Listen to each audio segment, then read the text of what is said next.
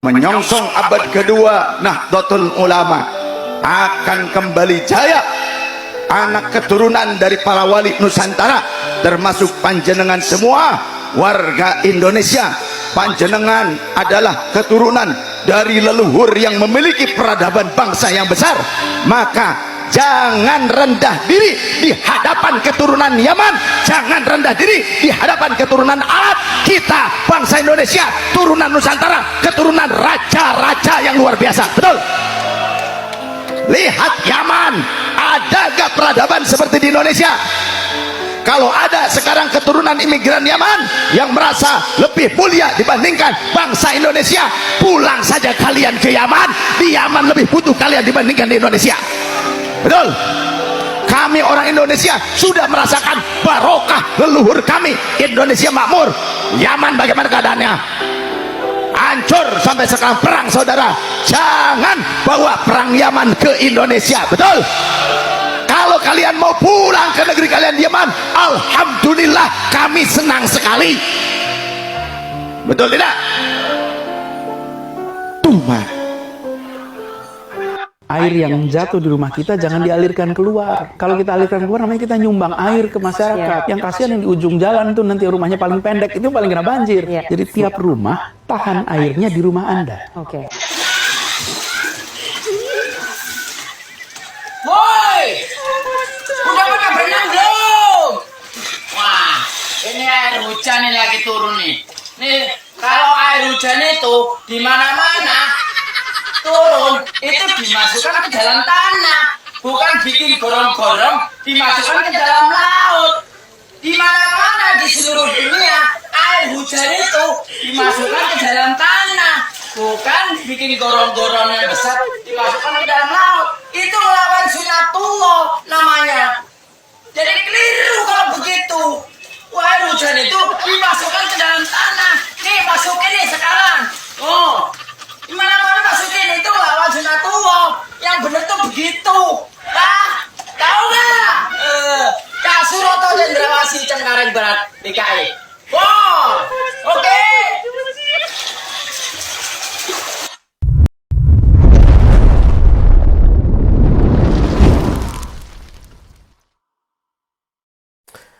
Assalamualaikum warahmatullahi wabarakatuh. Salam, Om Swastiastu, Namo Buddhaya, salam kebajikan, dan salam sejahtera untuk kita semua. Saudaraku sebangsa dan setanah air, jangan bawa perang Yaman ke Indonesia. Sekali lagi, jangan bawa perang Yaman ke Indonesia. Adalah sebuah pernyataan yang begitu tegas yang kita simak dalam cuplikan video tadi. Suara dari para kiai yang begitu menggelegar, yang mengajak rakyat Indonesia untuk bersama-sama, untuk bergandeng tangan, bahu-membahu, bersatu, melawan orang-orang yang mau merusak NKRI ini. Sekali lagi, jangan bawa perang Yaman ke Indonesia. Adalah sebuah topik yang cukup menarik. Dan mungkin dari apa yang disampaikan oleh para kiai tadi, yang kita simak bersama-sama dalam cuplikan video tadi, bisa memotivasi diri kita, bisa menginspirasi diri kita agar kita bersama-sama berjuang, agar kita bersama-sama menjaga negara kesatuan Republik Indonesia ini, merawat apa yang telah diwariskan oleh para pahlawan Nusantara ini. Saudaraku sebangsa dan setanah air, dalam beberapa menit ke depan saya akan menyajikan cuplikan-cuplikan video kepada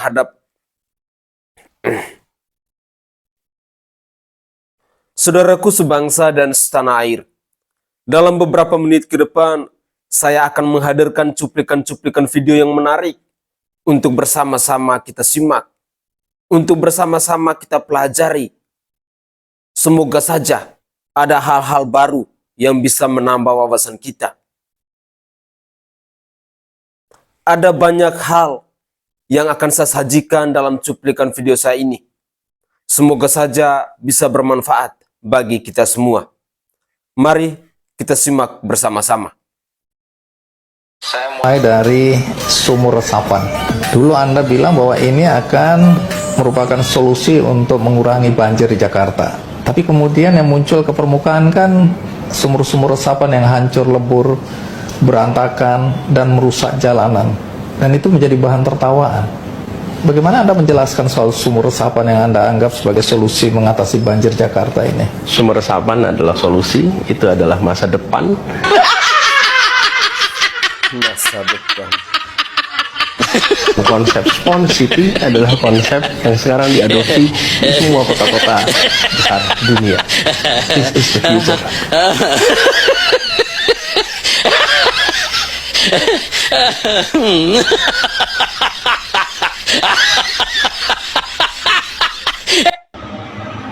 Partai Nasdem yang nasionalis, PKB dan PKS yang agamis bersatu, ini menandakan bahwa umat Islam di Indonesia itu sudah mulai paham bahwa negeri dengan mayoritas umat Islam terbanyak ini memang harus bersatu untuk mewujudkan negara Indonesia yang adil, makmur, sejahtera rakyatnya. Semoga Pak Anies dan Cak Imin bisa membawa Indonesia yang lebih maju, lebih bermartabat, dan lebih sejahtera rakyatnya. Solusi menghadapi masalah lingkungan hidup, apalagi soal polusi udara, bukanlah terletak di dalam subsidi untuk mobil listrik. Yang pemilik mobil listriknya adalah mereka-mereka yang tidak membutuhkan subsidi. Betul?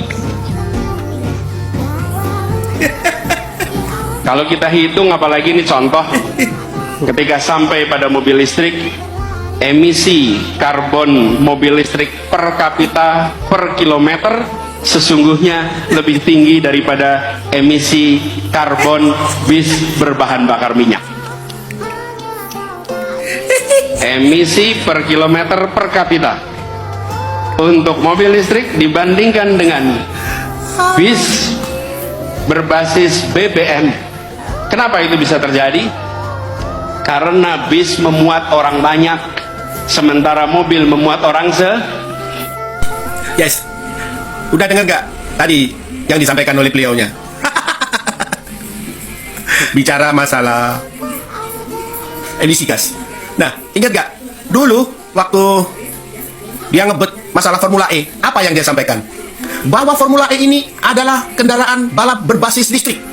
Kedepan kita akan menggunakan kendaraan berbasis tenaga listrik sehingga kita menuju negara yang maju dan dinamis. Sudah. Saya nggak mau lagi memperpanjang ya. Karena saya yakin kalian semua itu sebetulnya paham dan tahu. Saya itu yakin semua se-Indonesia itu paham dan tahu. Neng banyak yang diam dalam hati, hanya menilai saja. Tapi ya memang kenyataannya begitu. Jadi banyak yang sudah ngempet tuh banyak. Saking merongkolnya, diem aja sudah, ini orang lama-lama kok begini, dibiarin aja. Ya, rata-rata kan begitu. Karena rata-rata orang waras itu kalau melihat orang agak mulai owa itu kan mulai dipandang aja ya. Lebih baik daripada berbuat dosa, ngomong yang enggak dilihat aja. Dalam hati ya wes mungkin tak coblos. Intinya ngono kuwi wong-wong itu, masyarakat itu begitu. Cuma para tokoh-tokoh elit itu ngomongnya itu didukung oleh masyarakat didukung. Itu apa itu? Ya, saya yakin kalian semua sudah cerdas semua. Ya, udah gitu aja. Salam Indonesia bersatu dan kita terus maju, jayalah Indonesia menuju sukses, menuju Indonesia maju, berdaulat dan berkualitas. Saudaraku sebangsa dan setanah air, itulah fakta. Kalau seorang Anies Rashid Baswedan hanya bisa ngedabrus, bicara tanpa data, bicara tidak sesuai dengan fakta. Inilah karakter yang dimiliki oleh seorang Anies Rashid Baswedan. Masih percayakah Indonesia kepada seorang Anies Rashid Baswedan yang tukang ngibul seperti ini? Masih percayakah rakyat Indonesia bahwa negara kita yang kaya raya, negara kita yang besar ini dipimpin oleh tukang ngibul seperti Anies Rashid Baswedan? Tentu saja tidak. Rakyat Indonesia, saya sangat yakin kalian sudah pada pintar, kalian sudah pada cerdas, kalian sudah bisa mampu untuk melihat setiap rekam jejak yang diproduksi oleh seorang Anies Rashid Baswedan. Mari buka mata hati kita untuk melihat apa yang telah dikerjakan oleh seorang Anies Rashid Baswedan selama menjabat menjadi gubernur di DKI Jakarta. Kehebatan Anies yang saya acungi jempol adalah ngedabrus, merangkai kata-kata. Itulah Anies Rashid Baswedan. Mari kita lanjutkan lagi. Saya mengajak seluruh kepala desa di Indonesia dimanapun Bapak Ibu kepala desa berada, mari kita manfaatkan momentum keberhasilan penggunaan dana desa selama ini untuk betul-betul menjadi fondasi agar ke depan dana desa semakin besar dan semakin besar lagi bagi pembangunan nasional. Sebab saya yakin sepenuhnya, seyakin-yakinnya, semakin besar dana APBN yang mengucur langsung dan digunakan secara langsung di masyarakat akan jauh lebih selamat dibanding anggaran yang dilaksanakan oleh pemerintah pusat melalui beberapa tahapan sampai ke bawah. Betul kan? Ibarat air hujan kena genteng, bocor titik, kena talang, bocor meneh, mudun-mudun sampai nisor karek 30%.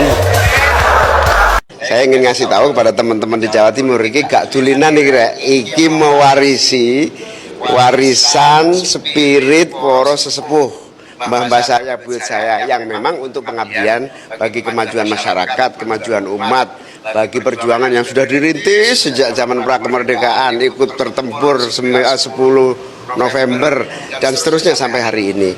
Oleh karena itu saya mesan kepada teman-teman di Jawa Timur, ini gak dulinan iki temenan iki perjuangan serius iki. Ojo ade klemak-klemak iki, kabeh kudu kerja, kabeh kudu bergerak.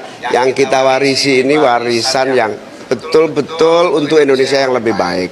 Sehingga saya ketemu semua teman-teman Jombang, konco-konco Jawa Timur, supaya betul-betul memahami perjuangan politik ini bukan sekedar untuk jabatan, bukan sekedar untuk menaikkan kelas, bukan. This is the warisan of para leluhur. Santri yang kemudian banyak kelompok baik para pencintanya maupun pembencinya memanfaatkan nama besar beliau. Ini Kiai Haji Abdul Hamid Wahid, santri yang luar biasa, baik pecinta, pembenci, loyalis maupun pengkhianatnya itu memanfaatkan nama besar beliau. Iya kan, enggak, kan Gus Dur ini seorang santri yang memiliki sampai sekarang ini posisi puncak tertinggi dalam pemerintahan, namanya Gus Dur. Ya, kita tahu pernah jadi presiden. Beliau presiden ke-4, Gus Dur, ya kan? Nah, sekarang ini kita tahu semua orang pakai atas nama Gus Dur tuh. Banyak ada. Ya saya banyak saya nggak bisa sebut satu-satu. Saya juga termasuk yang sering memanfaatkan Gus Dur untuk kepentingan saya. Misalnya, saya ngomong saya ini santrinya Gus Dur. Saya mengikuti apa yang diajarkan oleh Gus Dur. Sifat egalitariannya, moderatnya, gitu kan. Bagaimana pembelaannya terhadap nilai-nilai kemanusiaan. Saya mengikuti Gus Dur. Contohnya saya, nggak usah nyontohin yang lain. Kalau yang pengkhianat tadi siapa yang dimaksud? Ya saya nggak tahu, mungkin ada. Pak Anies kemarin baru aja mengkritik PSN, bekas gubernur Jakarta periode 2017-2022 itu, mengatakan jika PSN tidak dikendalikan dengan baik, maka PSN akan menjadi titipan dari kanan dan dari kiri. Ketika diminta oleh wartawan untuk merespons kritik Pak Anies, Pak Jokowi ya santai aja seperti biasa. Beliau bilang, ya ditunjuk aja proyek mana yang nitip siapa. Justru kalau kita merujuk pada track record, Pak Anies lah yang ketika memimpin Jakarta, 1. Membuat proyek mercusuar yang tidak termaktub di RPJMD, yaitu apa? Formula E. 2. Pak Anies nggak transparan dalam penganggaran di DKI. Fraksi PSI menolak pertanggungjawaban Gubernur Anies karena 3 hal. Pertama, kelebihan bayar hingga ratusan miliar yang ditemukan oleh BPK. 2. Renegosiasi kontrak Formula E nggak transparan. Menurut laporan hasil pemeriksaan atau LHP BPK tahun anggaran 2021, adanya renegosiasi Formula E dengan PT Jakarta Propertindo atau Jakpro ya, itu nggak transparan. Jadi PT Jakpro masih harus membayar sekitar 90 miliar rupiah kepada Formula E. 3. Pengelolaan dan pengembangan sistem penyediaan air minum cuma 39 miliar rupiah dari yang ditargetkan 88 miliar rupiah. Jadi ya, kritik Anies ini selain kosong, ia juga seperti menampar wajahnya sendiri.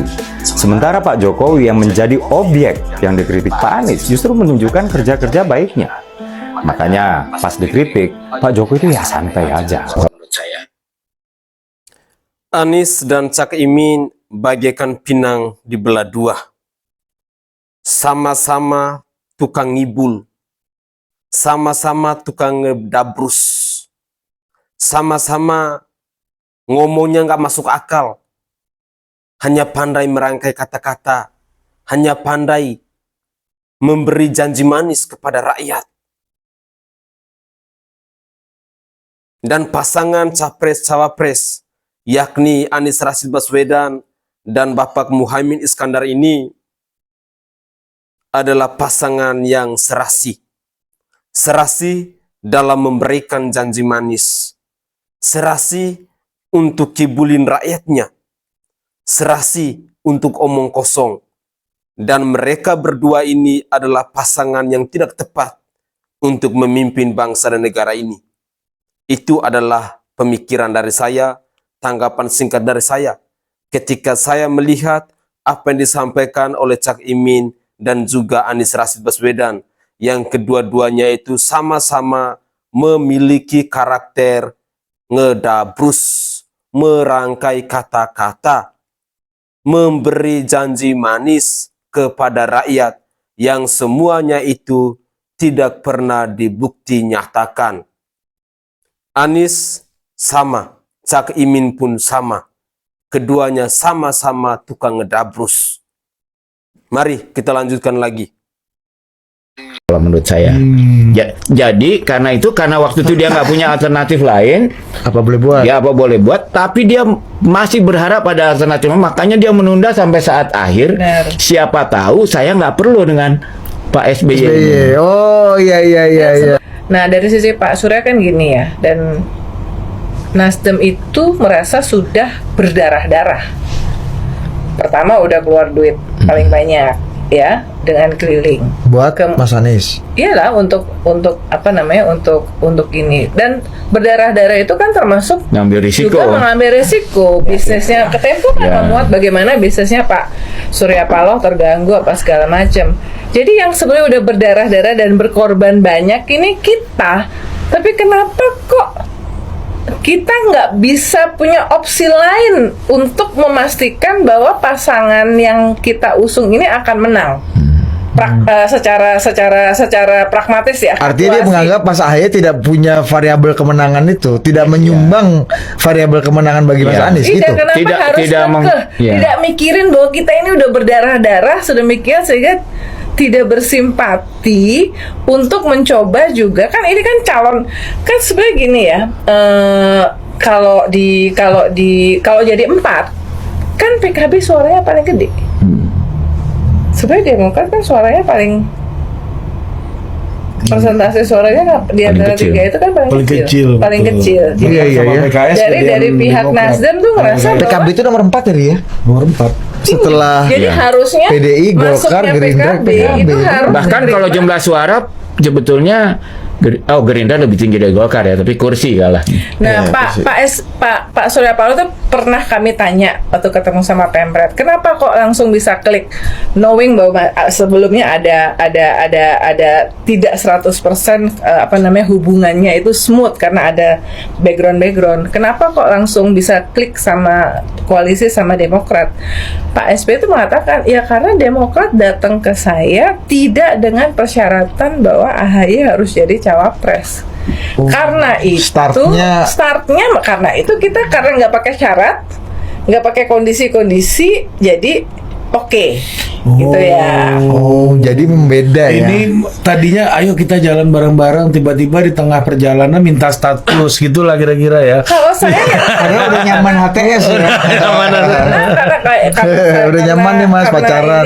Karena kebetulan saya tahu itu, jadi memang dan kemudian kan at the end of the day saya rasa dari Pak Surya yang penting Anies jadi presiden nih. Siapa yang bisa, yang paling mungkin untuk membuat Anies jadi presiden? Apalagi karena tadi udah berdarah-darah itu gitu loh. Ya, artinya Pak Surya tidak melihat Mas AHY adalah push factor utama penunjang Mas Anies jadi presiden dong? Enggak, karena kan titik lemahnya Jawa Timur dan Jawa Tengah. Kan Partai Demokrat tidak membawa kekuatan di situ. Iya. Tapi waktu di awal kan nggak ada.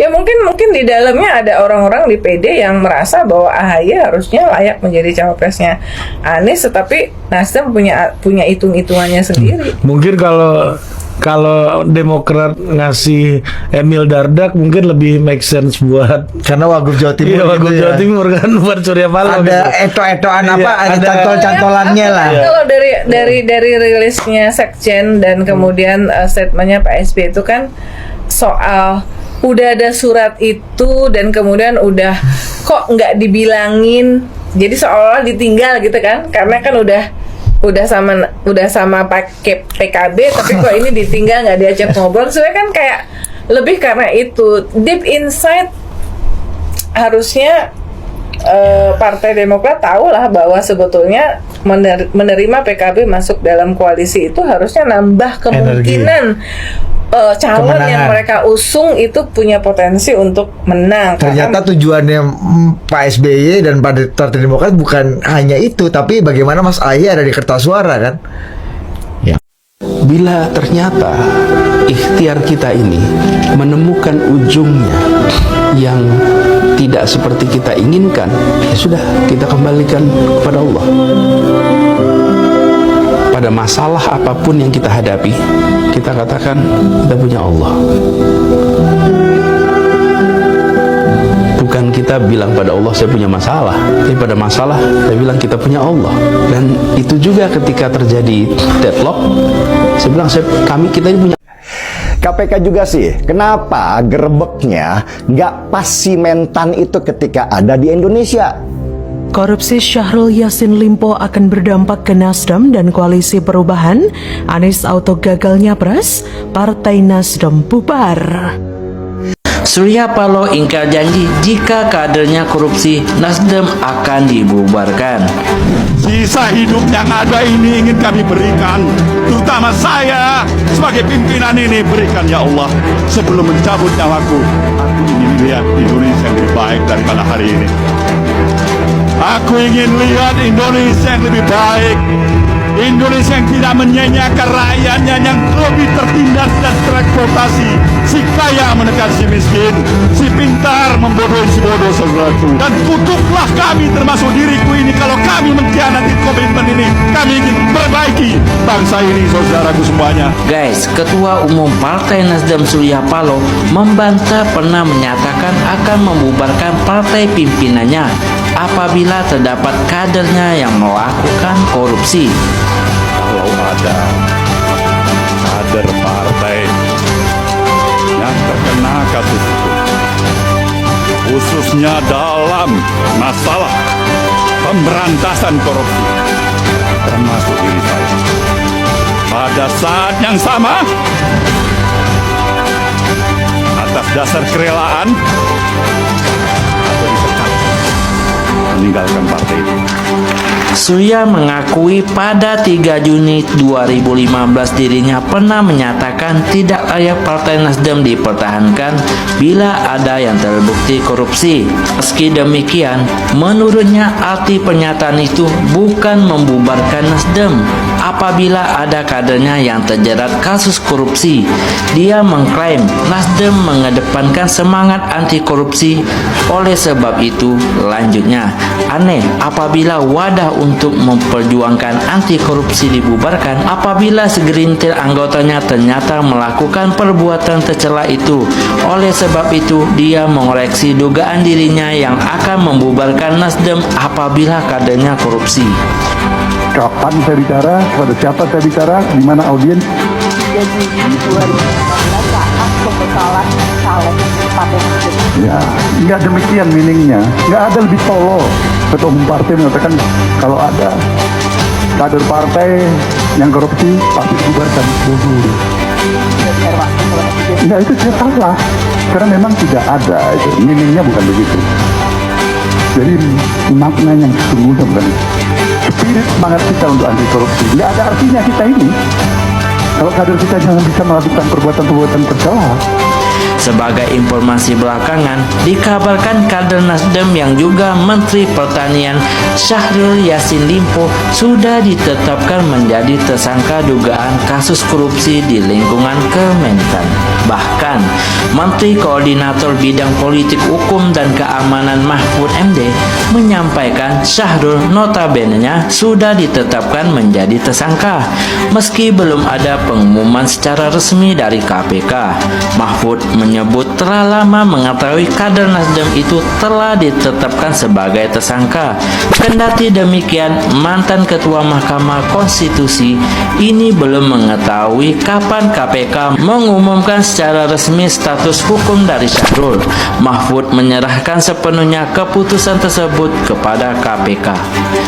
Sebelum Syahrul, mantan Sekretaris Jenderal Partai Nasdem Johnny G. Plate juga telah ditetapkan sebagai tersangka dugaan kasus korupsi BTS Kominfo. Guys, apa komentar kalian? Pastikan kalian sudah memfollow agar kalian tetap mendapatkan berita terkini. Terima kasih. Ini gagasan kami, ini rekam jejak kami, ini karya kami, dan biarkan rakyat tanpa dipengaruhi, tanpa ada tangan negara yang terlibat, negara netral, negara mengambil sikap di atas semuanya, dan percayakan rakyat bahwa rakyat akan menitipkan kewenangan itu pada mereka-mereka yang memiliki rekam jejak yang benar, rekam karya yang benar, dan rekam gagasan yang baik. Politisi senior ini bongkar kelemahan Anies. Karena kelebihannya ada, kekurangan Anies juga ada. Apa? Kurang banyak orang yang mengabarkan berita tentang Anies Baswedan. Karena apa? Karena Anies punya kelemahan tidak mau mengglorifikasikan apa yang dia kerjakan. Contoh, ketika ribuan titik wifi gratis di Jakarta yang bisa menggunakan aplikasi Jaki misalnya, harusnya itu bisa diglorifikasi sama Anies. Dia datang ke satu titik, kumpulkan orang, ya kalau dihitung biaya nggak banyak itu biayanya. Kemudian orang itu akan teriak, Pak Anies, terima kasih Pak Anies, kami sudah bisa menggunakan wifi gratis sekarang di Jakarta. Datang lagi ke tempat lain, datang lagi ke tempat lain, dan sehari-hari begitu. Sehingga terglorifikasi itu, bahwa di Jakarta orang bisa menikmati wifi gratis. Nah karena itu, ini harus digerakkan nih. Walaupun saya yakin warga Jakarta tahu, tapi dalam konteks pilpres seluruh Indonesia siapa yang tahu? Boleh saya reflektif sedikit, Prof? Benar sekali yang Prof sampaikan bahwa banyak agenda yang disampaikan dalam kampanye mendapat perhatian banyak itu ketika sampai kepada fase pemerintahan tuh hilang di jalan. Bukan hanya kemaritiman, Mbak. Kemaritiman itu salah satu, tapi banyak yang hilang di jalan. Jadi saya mencoba mencari tahu apa yang sesungguhnya terjadi. Jadi begini, Pak. Ketika gagasan pembaharuan itu dibawa oleh seorang yang terpilih melalui proses politik, dia masuk ke dalam struktur birokrasi yang datangnya sendirian, Prof. Seorang presiden terpilih, seorang gubernur terpilih, seorang wali kota terpilih lewat proses pemilu, dia masuk di kantor itu sendirian. Dia membawa janji ketemu dengan birokrasi yang sudah menjalankan hal yang dari tahun ke tahun cuman diubah sedikit-sedikit. Oke? Termasuk anggaran. Bawa anggaran, dibawa ke Kementerian Keuangan, dibawa ke Kementerian dan Badan Teknis. Di situ mereka mengatur anggaran itu dengan melihat tahun lalu. Begitu. Apa yang menjadi janji ketika kampanye itu hilang di tengah proses teknokrasi. Hilang di tengah prosesnya, termasuk soal kemaritiman, tapi juga soal-soal lain, banyak. Karena itulah kemarin ketika kami bertugas di Jakarta, Pak, kami belajar proses itu, kami membentuk sebuah delivery unit. Delivery unit ini namanya TGUPP. Apa tugasnya? Semua janji kampanye itu diturunkan di dalam program teknis yang lalu dimasukkan ke tiap sedinas-dinas yang ada, sehingga dia muncul dalam anggaran di Bapeda, dia muncul dalam anggaran di dinas teknis. Oke? 23 janji diterjemahkan menjadi 150 program, dan 150 program itu diterjemahkan dalam ratusan kegiatan. Ini prosesnya teknokratik 100%. Lalu dikendalikan pelaksanaannya. Dikendalikan dengan cara apa? Ada KPI untuk pelaksanaan tiap-tiap program sesuai dengan janji yang dibuat. KPI ini diawasi oleh kantor gubernur, sehingga setiap dinas harus melaksanakan yang menjadi janji gubernur. Dan apa yang terjadi? Janji itu kemudian delivered, janji itu kemudian terlaksana, dan janji itu tercermin dalam anggaran. Dan ketika itu dilakukan, setiap pihak yang bertanggung jawab untuk mengeksekusi, mereka diberikan insentif dan disinsentif. Kalau di Jakarta yang kita lakukan, nanti saya jelaskan mengapa ini saya sebutkan selalu Jakarta.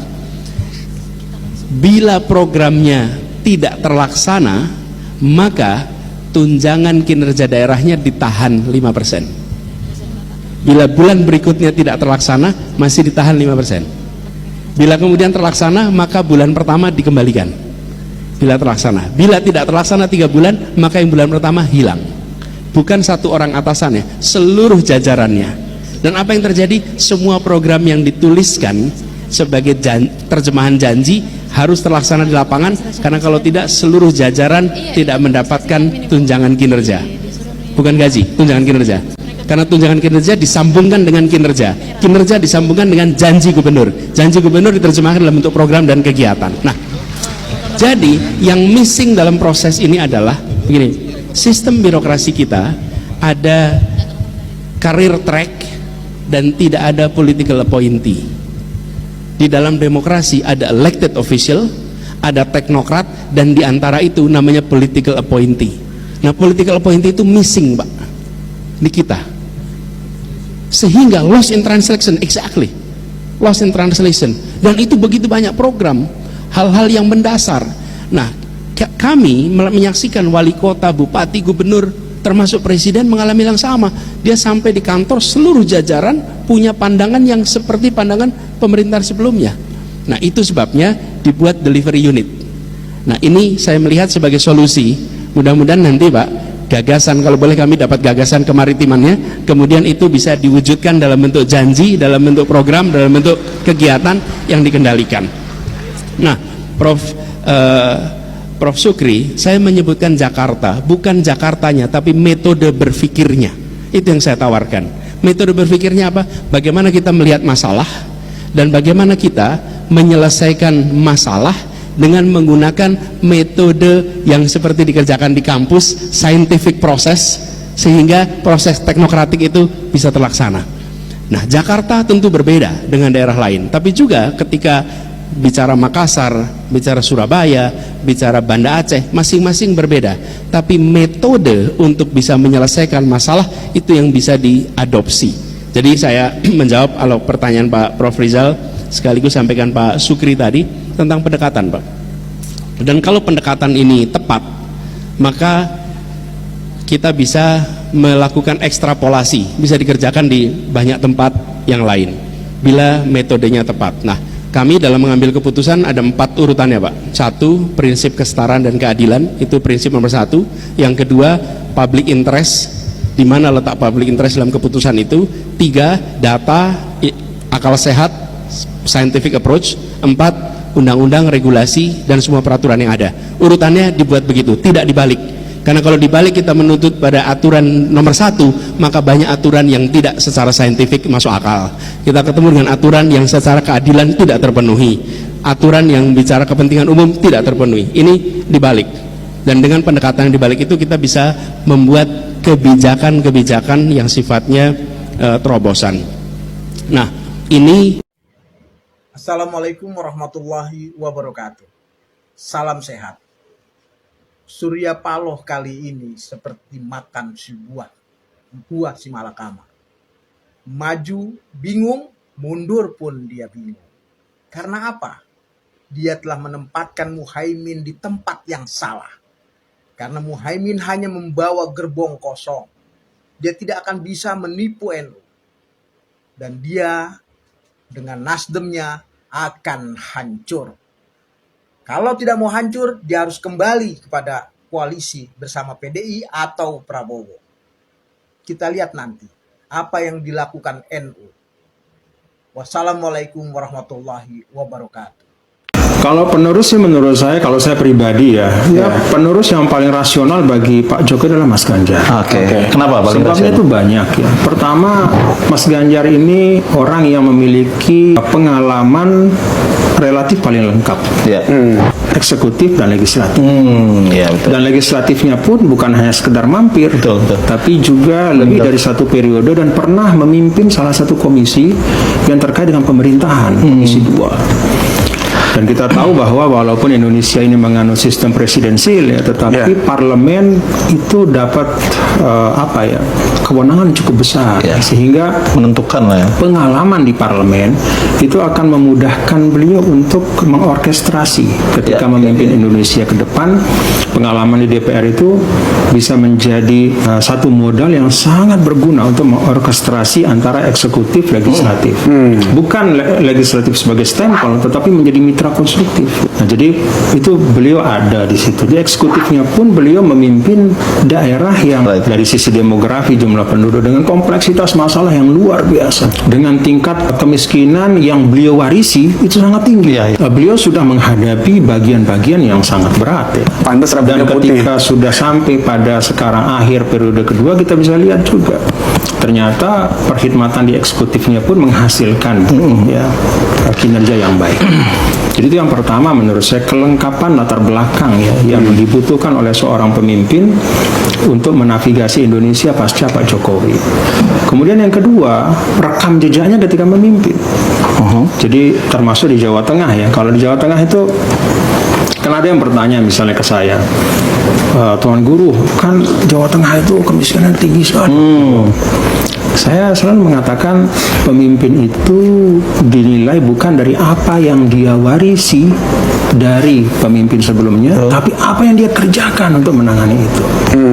Jadi ketika beliau menerima 14%, lalu bisa turun ke 10%, itu kan luar biasa.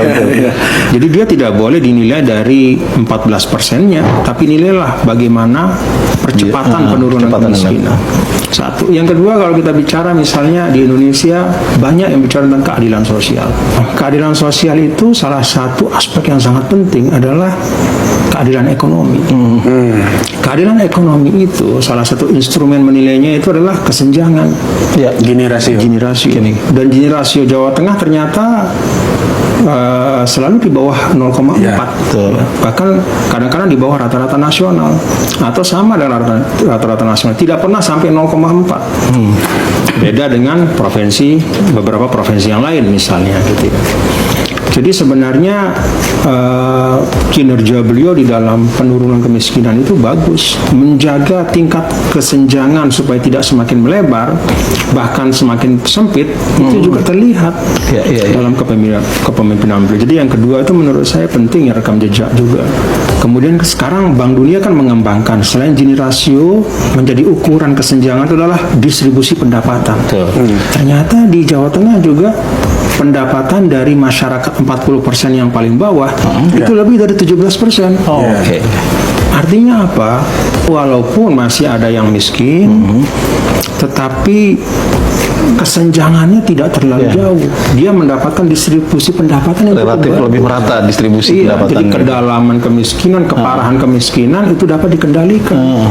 Nah, orang kadang-kadang kan jarang bicara langsung ke dalam fakta ya, tapi bicaranya melihat kepada katakanlah statistik garis besarnya saja. Menurut saya sih dibuka saja gitu.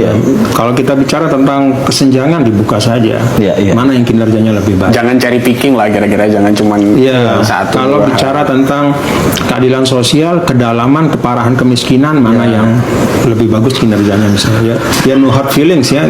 Kita bicara tentang fakta saja. Indeks pembangunan manusia Jawa Tengah juga membaik.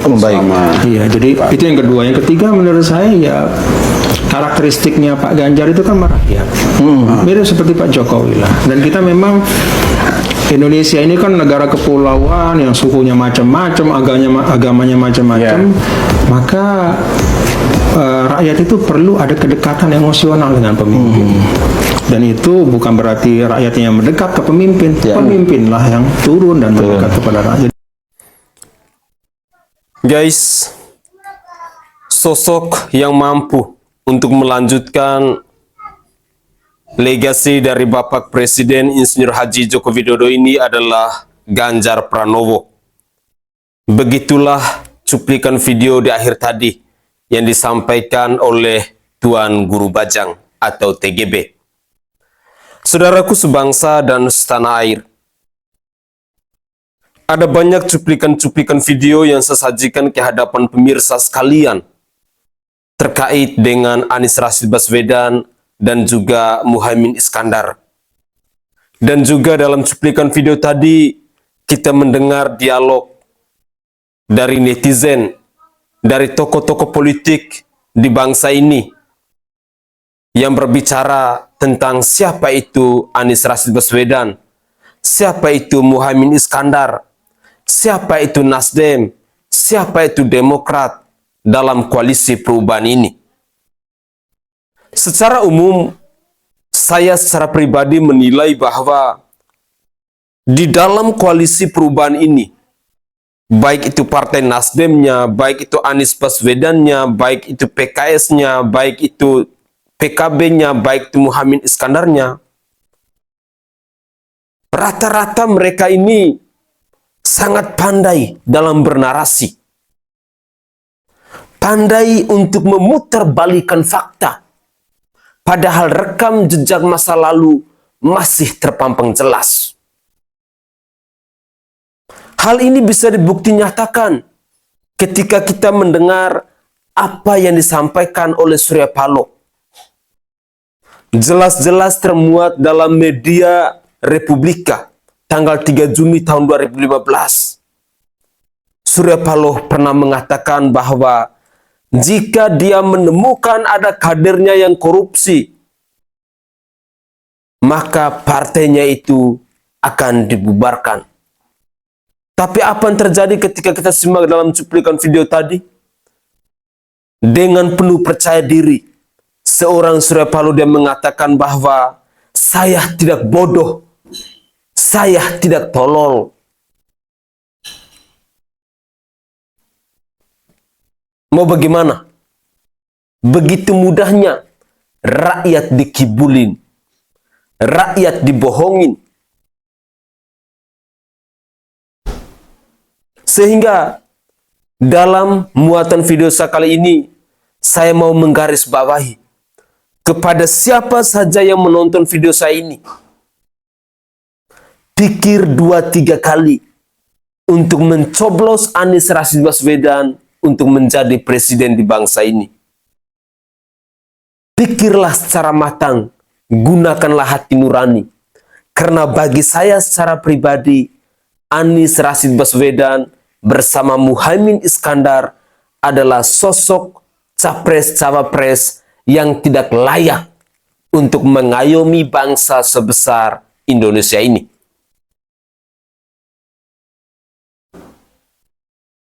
Bagi saya secara pribadi, di mata saya saat ini, sosok yang menurut saya yang layak untuk mengayomi bangsa ini, untuk meneruskan legasi dari Bapak Presiden Joko Widodo, hanyalah Ganjar Pranowo. Ada isu yang beredar bahwa calon wakil presiden dari Ganjar Pranowo ini adalah Bapak Profesor Mahfud MD, Menko Polhukam di Republik Indonesia ini. Semoga saja. Karena jika itu benar, maka saya secara pribadi sangat yakin dan percaya sosok Mahfud MD yang tegas, yang berani, adalah sosok calon pemimpin yang benar-benar dibutuhkan oleh bangsa dan negara ini. Sosok calon pemimpin yang kita butuh untuk memberantas semua tikus-tikus kantor, untuk memberantas semua pelaku-pelaku korupsi, dan bila perlu, manusia-manusia korupsi di bangsa ini harus dieksekusi mati. Dan juga Ganjar Pranowo adalah sosok calon presiden yang selalu dengan tegas dan lantang memberantas korupsi. Saya secara pribadi sangat salut dengan ketegasan yang dimiliki oleh seorang Ganjar Pranowo. Dan semoga saja rakyat Indonesia, pemirsa sekalian, bisa bersama-sama kita mempelajari rekam jejak dari seorang Ganjar Pranowo ini.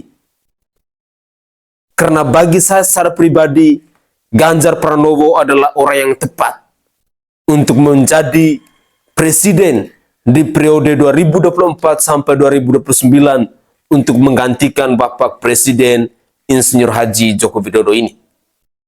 Mungkin itu saja tanggapan singkat saya. Dari lubuk hati yang paling dalam, saya menyampaikan permohonan maaf yang sebesar-besarnya jika ada tutur kata atau buah bahasa saya yang tidak berkenan di hati para pemirsa sekalian. Saya Sainai dari Provinsi Nusa Tenggara Timur. Saatnya kita yang rakyat jelata harus berani untuk bersuara. Salam hormat, salam NKRI, dan salam Pancasila untuk kita semua.